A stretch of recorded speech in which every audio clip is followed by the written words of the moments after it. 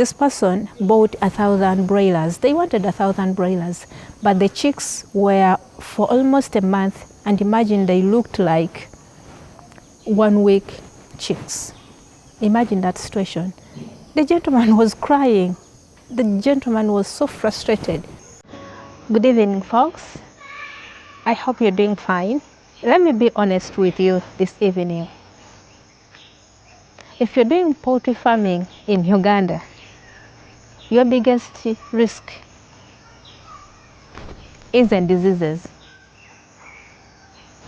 It's the people. So many farmers are losing money, not because poultry doesn't work, but because they trusted the wrong people. Over the past couple of days, so many of you have been calling me, reaching out to me. First of all, to congratulate me on the very first steps of my poultry journey. And during our conversations, you've actually shared with me your unfortunate stories that happened to you during your poultry journeys. And at the end of it all, it goes back to the kind of people you pick to work with. Well, but before I share my opinion on that, I want to show you something.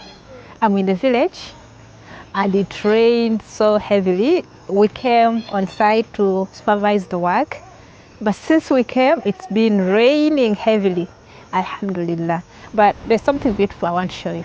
In the village, you know, there's always something wonderful happening. For example, here, that's matoke. This one is not ready yet. Even that one is, this one is like it's left with a few days to get ready. So there's always something free for you to eat. I don't have to go to the market and buy matoke for my family. All I have to do is just to plant, wait for a few days, and then it starts to fruit, and the banana will be ready. Ah, look at this, look at this, look at this.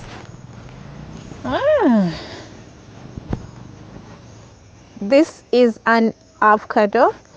I mentioned it rained, so it just fell off the tree. This is Hass avocado. I can't wait to feast on this. I can't wait to feast on this. So this is an avocado tree just behind my poultry structure. I know they provide shade and good weather for my poultry house. I mean for my chickens that are going to come in there. And that's amazing. So I want to, all of you, especially the diasporans, especially those in diaspora, I want you to join us in the village. Because life in the village is so beautiful, you know. It's so beautiful. There's always something free to eat. So as I was saying, so many of you, someone calls you, tells you, Firdaus, you know what, I joined the venture, you know, I invested in so much. I followed the instructions, but at the end of the day, I failed. When it came at the end of the cycle, all I could see was losses, not profits. And when you listen to their story, you try to have a conversation with them, you realize, actually we both come to one thing, that the people we trusted were wrong, and hence those losses. Let's start with, there are different categories of people we work with when we are doing poultry farming, especially those who are in diaspora, those ones who are not around. Let's start with the workers. The workers, you're most likely to hire a manager. You know, there are different types of workers on the farm. So amongst these workers, you have someone you have entrusted with your farm. That's the manager. The manager is the one who is going to be responsible for most of the things. He's going to handle your entire flock. The feeding, the vaccines, like the entire well-being, the records, this person has to do the records well, and everything entirely relies on this person while you are away. Imagine if you didn't hire a professional person. Imagine a situation where the person you're working with doesn't know what they are doing. Imagine a situation where the person you're working with doesn't care about your dream of poultry farming. Imagine what's going to happen to you. Do you think this person is going to be in position to provide you, to do the work for you, if first of all they don't share that level of professionalism, and then they don't share the dream you're having? What do you think is going to happen to your farm? What do you think is going to happen to your chickens? They're going to be, if all goes well, if all goes well and they are raised, let's say if you're raising those for meat, you raise them to the point of market weight, what do you think is going to happen during the sales time? And if it's eggs, what do you think is going to happen? The eggs are going to be stolen. At the end of the day, you're not going to have anyone to hold accountable because the team you're working with wasn't right from the very start. Let's look at another category of people who are, who we can't do away with in our poultry farming journey, the input suppliers. These include people who give us feeds, who give us medicine for our chickens when they are sick. And let me tell you something, these guys actually never even at one point, not even at a single point, think these people are on your side.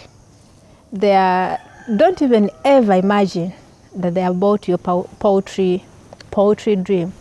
No, these people are in business, So they will not hesitate to sell you a wrong type of feed.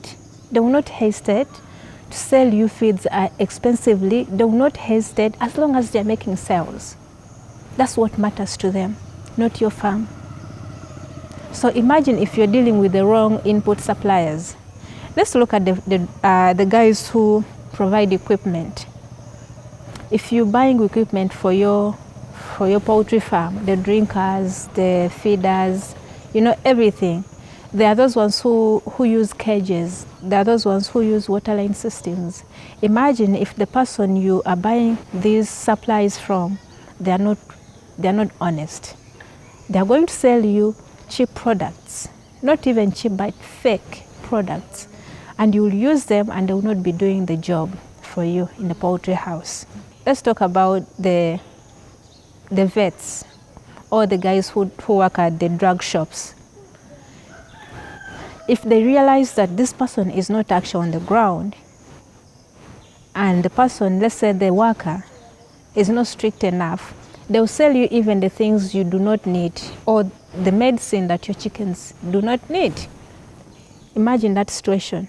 They will tell you, for example, if you just mention, oh, my birds are not eating well, they will come up with all sorts of diseases.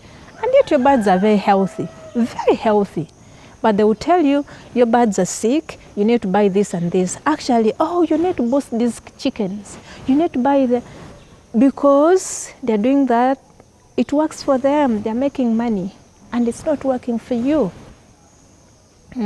Input supplies, we're talking about the people who are going to supply you with the chicks. If someone who is going to supply you with the chicks, they do not supply you with the quality chicks, what do you think is going to happen to your farm? Do you think it will progress? No.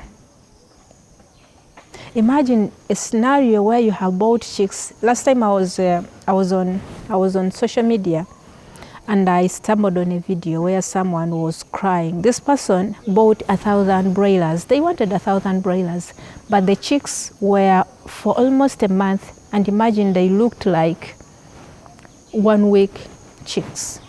Imagine that situation. The gentleman was crying. The gentleman was so frustrated. Imagine those scenarios. So input suppliers, these guys, they are indirectly setting us either for success or for failure in our poultry farming journeys. So you pick the wrong one, you're going to face very bitter consequences. You pick the right ones, your poultry farming journey is going to thrive. Well, as you can see, mentioning of the workers, I am on the site today, and our work is done. Our poultry work, our poultry structure work is almost done.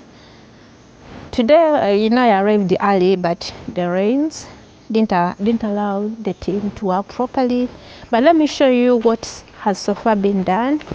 We have completed the flooring, alhamdulillah. Everything is done, alhamdulillah. We thank Allah for that. So the inside is done. We only left with the door. They had started working on the veranda. This is supposed to be the foot bath. Yeah, this is where we shall do the disinfecting from. They had started working on it, but it rained and everything just got bad. They were able to put this small veranda with the stones. I don't know if you're able to see it. Yeah, that's the veranda they came up with. And this little trench, we shall work on it properly so that the water flows smoothly. So that's the veranda they put up. They are going to do the finishing. They're going to do the plastering here. So it will all look smooth. The way you're seeing here, the entire veranda is supposed to look smooth and clean. So that's what was done. So speaking of workers, speaking of the team you're working with, you all know my story. The fundi that constructed this structure to this level along the way quit on me for the reasons I want to say I didn't understand. But these fundis, sometimes once they get a better contract, which is better paying, they abandon you in the middle of the job and then they disappear. They'll come up with all excuses and then they go. So this team I picked, they're genuine people and I want to trust them. Most of you have actually reached out and you want their contract. However, the dilemma I'm having is the team I'm having is not the team which constructed the entire structure. For them, they worked only on the floor. And I've not tested them. I for sure don't know if they can put up a structure like the way the previous fundi did. What I'm sure of, they can do the flooring and the other work that I'm giving them. So I'm not sharing their contacts yet because I want to be sure of what I'm giving you. At the end of the day, I don't want you to come back to me and discredit me for maybe recommending bad people. You understand what I'm saying? If my previous fundi had finished the job with me, I wouldn't hesitate to recommend that person to you. But now that we got a misunderstanding, and we have not resolved that issue, if he comes around and we resolve the issues, I wouldn't hesitate. Because he's good, he knows what he does. The problem is that he's expensive and stubborn. He's not flexible. That's the only problem. But other than that, his worker is very, very professional. These ones, I know they have so far done the job. I've tasked them to do. So I'm not going to recommend them right away. I have to first work with them, see what they are able to do and what they can't do before I start recommending them to you. So I want you to hold on a bit and see the best way forward, you see, before I recommend these guys to you. So coming back to our topic, let me come here.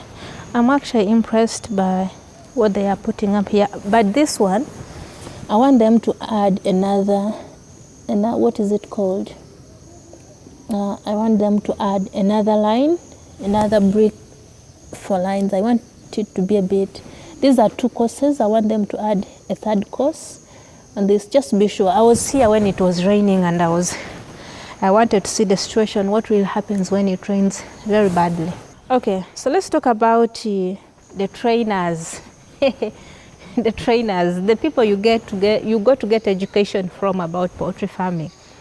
These people have also set people for failure in poultry farming.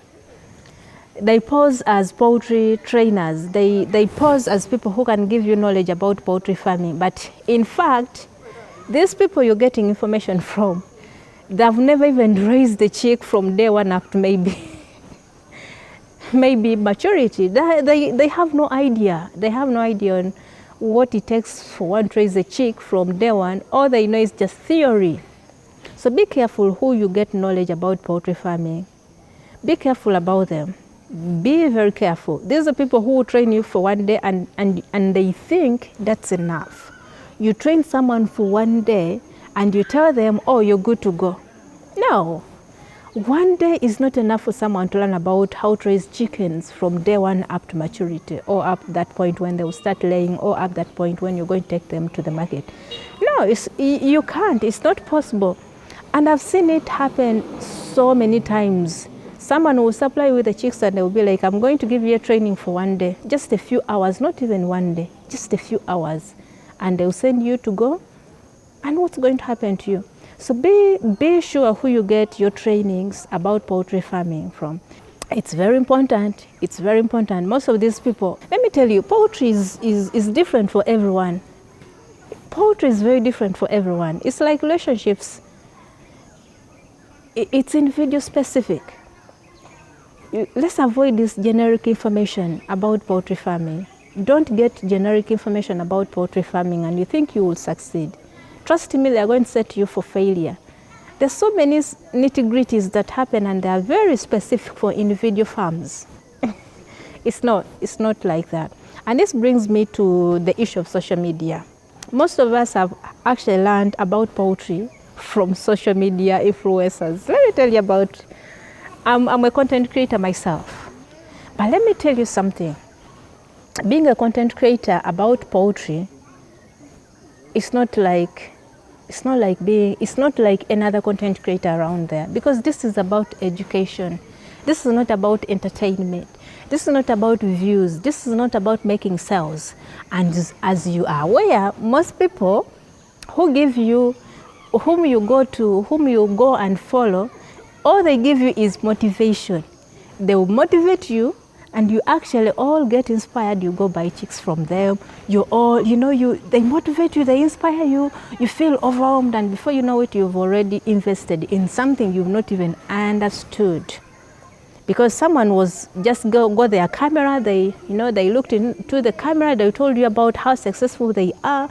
They show you fancy structures, they show you successful farms, they show you this and that. They tell you how successful they have been at poultry farming. But they're not sharing with you the real failures they went through to get where they are. It's a journey, it's a process. So if you just listen to these influencers, trust me, you are going to fail. Here at Call Me Fridaus, I try to do something different. I try to share realities, just like I'm sharing my experiences with you here. My poultry, every failure, every success, I'm trying to show you both sides of the coin. I'm not only sharing with you the good things about poultry. I'm sharing with you honest experiences. And how I wish every content creator out there was doing the same thing. It would be a different story. So, if you're planning to start up a poultry farming project, the one thing which is going to make you succeed, it's when you're working with the right people on the farm, the right input suppliers, the right trainers. Those are the people who are going to set you for success. And I want you to be careful when you're trusting. Don't trust blindly. Verify. There's nothing wrong about doubting someone and letting them know that you're doubting them. You're just being sure. You're just protecting your investment. Well, that was quite emotional, right?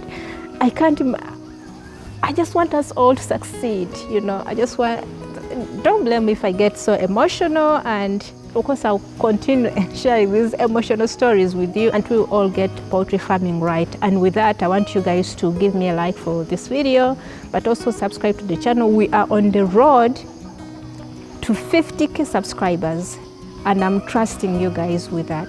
Let's do it. Let's push this community to 50K subscribers by the end of the year, inshallah. And as always, I'm going to see you in the next video after you have subscribed.